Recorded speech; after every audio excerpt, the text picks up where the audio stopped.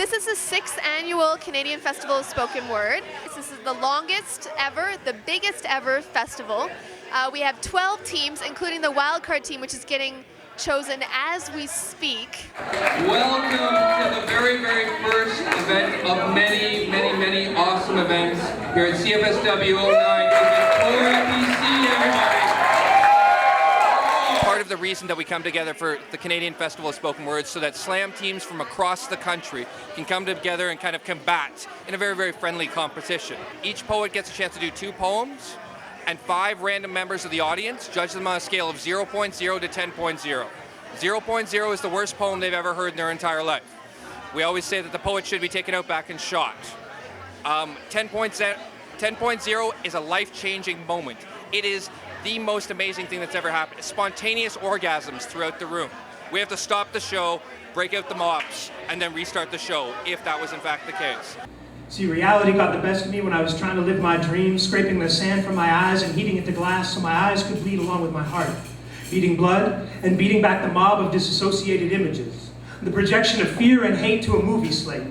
They played it on 1,000 screens to reach 1 million people with a sequel to a self-produced fantasy that won't let me be truly content with this state of the world. Yes, spoken word is an excellent vehicle for social justice, for topics that are democratic, and by that I mean of the people, for the people, by the people. And as you've heard tonight, people bring topics that are about what we deal with, and it's just an excellent way to engage with your audience. This isn't about voyeurism, this is about participating in issues. What this kind of poetry does is it brings it away from the academia and the whole situation of elitism, and brings it back to the populist poet, where it should be in the first place, right? Let's be honest, the people should decide what great art is. Lost in transition between thought, heart, and lung, the savannah regions, Atlantis and the transatlantic, there has never been anything romantic about lost or stolen languages. So I remember trying to forget that I only speak English. And why do you write? What inspires you? Because it is very hazardous to my health not to. I have some strong opinions, and I have some ideas on certain things, and I see things a certain way, and I feel that, you know, if I was to write it out in a way that was allowing people to kind of make a connection and think about it, then that I would be doing my part as a human being. It's really important that whether or not you have an opinion or you know the issue, that you think about it and you consider it and you internalize it.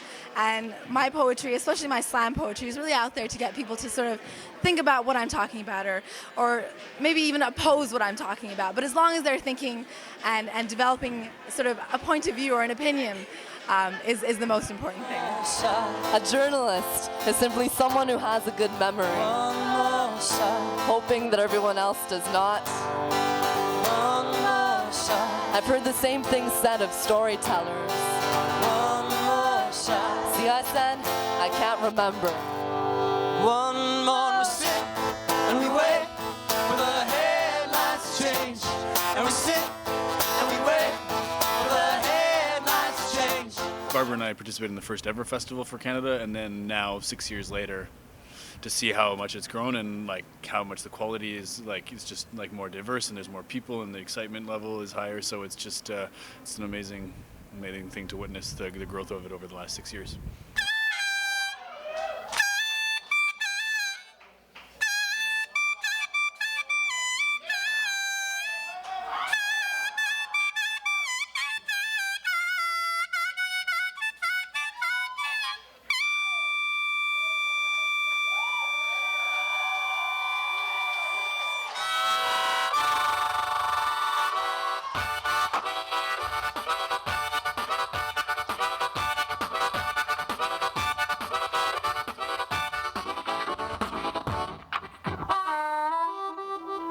There's a few more people in here tonight than I think the first time I did spoken word in Victoria.